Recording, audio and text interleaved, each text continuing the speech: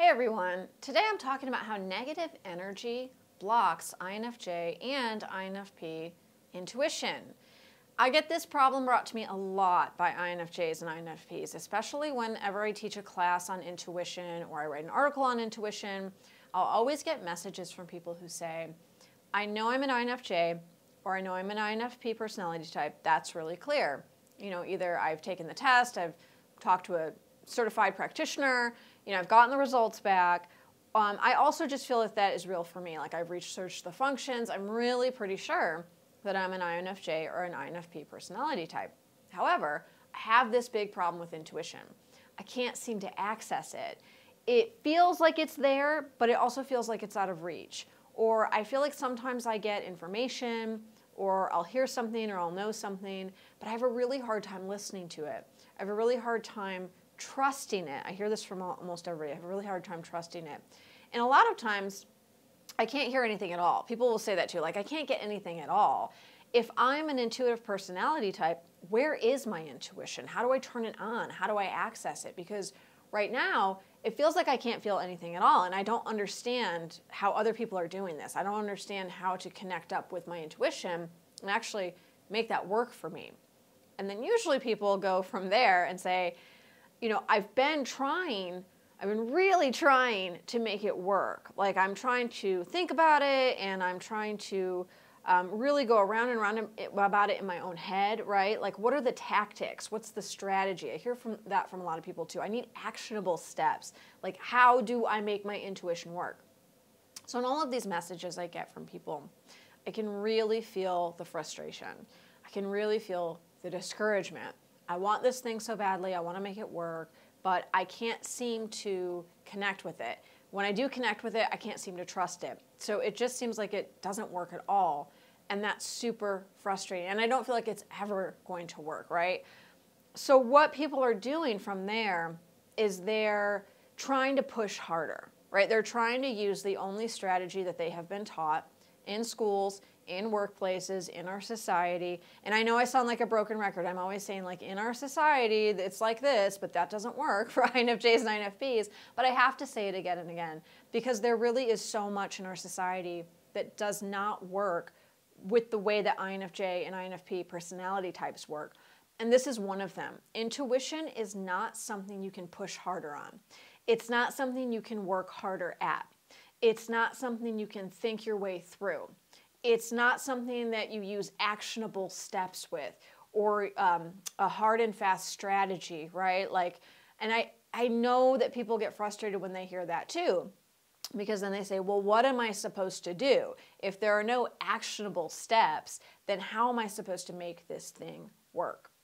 So the key is to actually step back from the mind. Now, that doesn't mean that you are going to meditate 8 hours a day and you're going to empty your mind and you're going to be this total chill Zen monk person who just is existing in the now. That's unrealistic. I think human beings are capable of that. I don't think a regular person in Western society today is capable of that. I don't think that's a realistic expectation to have of anybody, especially in the world we live in where there's so much frenetic activity and there's so much noise and there's so much media. It's really hard to empty your mind. So I'm not saying empty your mind. I'm not saying, be this total Zen chill person. I'm saying step back from the mind. So when you're really trying to make something work, you're trying to get information on something, and you're really trying to push and push and push on it, that's the moment where you pause and you see that you're going into overthinking. Right? You're noticing yourself, you're observing yourself, ruminating. And this is a big problem for INFJ and INFP personality types. We're really prone to rumination, which means we just chew on things in our mind endlessly. We will think and think and think and think on something until we've completely worn it out and we've exhausted ourselves. And we really get no farther down the road with it. We don't come up with a solution. It's not like we gain clarity. Sometimes we do, but if we're going to have a solution or clarity about something, that usually happens pretty early on. It doesn't take us, thinking about something for 2 weeks, night and day. However, think about something for 2 weeks, night and day is something we will do. Like I said, we really are prone to rumination. When you go into overthinking, when you go into rumination, where you're circling and circling, you're thinking about something endlessly, you're almost always going into the negative because you are projecting yourself into the future.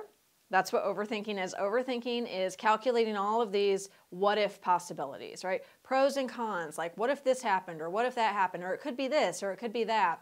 And usually our mind will go into a very negative place with that, right? So we're thinking about a lot of possible negative outcomes. Well, what's the worst case scenario? Or what's the worst thing I should be prepared for?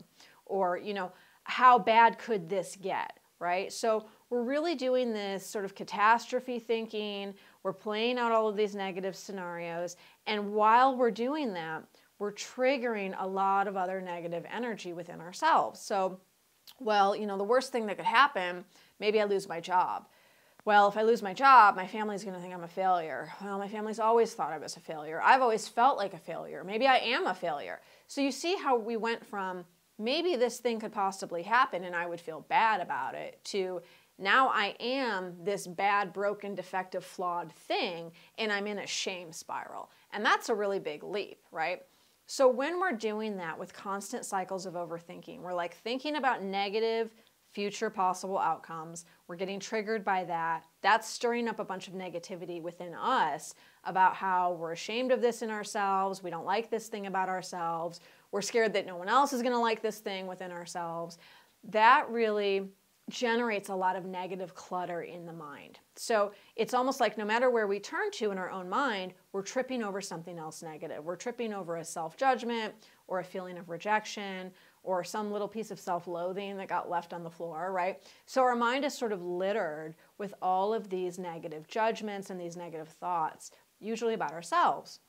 When you have to climb over like that pile of negative clutter in your mind, it's extremely difficult, if not impossible, to connect with your intuition because there's so much taking up space already, right? So it's kind of like you have this storage unit and it's just cram-packed full of stuff, right? That's stuff you've inherited. Some of the stuff is yours. Some of it's from your childhood. Some of it's from last week. But it's all sorts of things. And most of the things are broken or they don't fit anymore or they have mold on them or, spiders have taken up residence, right? So there's a lot of garbage in there. Like 90% of the storage unit is garbage. There are some gems though. There is a diamond bracelet in there somewhere buried in all of that junk, or there's a first edition Henry David Thoreau in there signed, right? So there are things in there that are worth $1 million that could be very helpful to you in your life, that could serve as a resource for you to gain more energy. However, they're buried. They're buried in this storage unit full of clutter. That's kind of what it's like when your intuition's trying to get through all of this negative clutter in your mind. And that negative clutter, that's a result of overthinking. So what do we do, right? Like, how do we stop overthinking? Like I said, we take a step back from the mind, right? We're not trying to empty our mind. We're not trying to become a blank slate. We're just trying to take that one step back. So when we are going into rumination, and you will know you're going into rumination because you will circle. Your mind will keep circling back, circling back. Always keeps coming back to something that's triggering you. Comes back to this button. It's like this button it keeps pushing. And every time the button gets pushed, you feel a negative emotion in your body, right? So I could lose my job. Then I'll feel like a failure. Then my family will think I'm a failure. Then I will be a failure. Ooh, let me push that button. Ooh, my stomach kind of hurts now. I'm feeling tired and headachy and like I'm going to cry, right? So you can feel it in your body. Oh, that button got pushed. I feel not good now. And I'm back to the circle. I'm back to the circle. So, and then maybe you distract yourself, but then you come back again. Oh, I could lose my job, right? So the cycle starts again. So we want to take a step back from that. We just want to take one step back. Oh, that's interesting. I'm circling again. Look at my mind circling. It's doing that thing. It's about to hit the button. It's going to hit the failure button. Oh, it hit the button. Okay, yep, there goes the stomach drop. There goes my throat constricting. I feel like I'm going to cry. Right, so we're not trying to stop it exactly. We're not trying to get in there and sort of forcibly make it do something else or shift the energy, which is what a lot of people are doing with forced positive thinking, where people say, well, just stop thinking negatively. Look on the bright side, do a gratitude exercise really quickly. Like sometimes that works, but a lot of times it doesn't. And a lot of times it doesn't because we're really trying to be too forceful in shifting the energy. If we can just take that step back and notice that it's happening and observe it. Oh, I'm circling again. Oh, I'm hitting the button. Oh, here come the body sensations. Okay. We see it over and over and over again. The more we observe it, the more we can get that distance and we can get used to taking that step back, the more the energy will actually shift on its own. This is not an overnight thing. This is going to take practice. But the more you can do this with everything, where you can take that step back in your own mind and you can observe yourself thinking, and you're like, oh, that's interesting. I'm thinking that. I'm acting like that's a real thing that's going to happen. Is that true? I don't know. You know, it feels like it's true. Why am I so scared of it, right? And so then we start to unpack it. We start to question it. We don't just take it on face value of, oh, I'm really worried about this. That means it's definitely going to happen. And now I'm having this whole reaction. We're not lost in it, right? We're not letting that river of negativity carry us on down the stream. We're sort of like taking a step back and standing on the bank and looking at the river. Oh, wow, look, it's flowing by. That's a pretty intense river. Okay, now it's carrying half a tree with it. All right, so we're being the observer. And we're doing this over and over again. The more you can step back, the more you can inhabit the observer, is watching yourself think, watching the cycle, watching the buttons get pushed, the more you can connect with your intuition, because that's where your intuition comes through. Your intuition comes through from the observer, not from the thinking part of your brain. The part of your brain that's like circling and cycling and button pushing, intuition's not going to come from there. It's going to get blocked by that. It comes from the neutral observer. And when your intuition comes through, it's going to be really simple. That's the other way you can tell the difference. When you're overthinking, it's all very complicated. It's like thing leads to thing leads to thing. It's this whole convoluted mess in your mind. And it feels heavy. It feels like this gigantic, like sticky mud trap you're in, right? Everything feels really hard and complicated. When your intuition comes through, it's really simple. It's usually one statement. Sometimes it's one word. Sometimes it's one image. But it's like one clear thing. Maybe it doesn't make total sense. Maybe it contradicts what you actually thought you were supposed to do. That could all happen as well. It can be vague. It can be something that you don't totally understand just yet. That's okay. But it will feel clear. It will feel simple. And like I said, it will usually be one word, one statement, one image, right? And it will feel clear and usually somewhat strong, like it's coming through. It's quiet but strong. It's really hard to describe.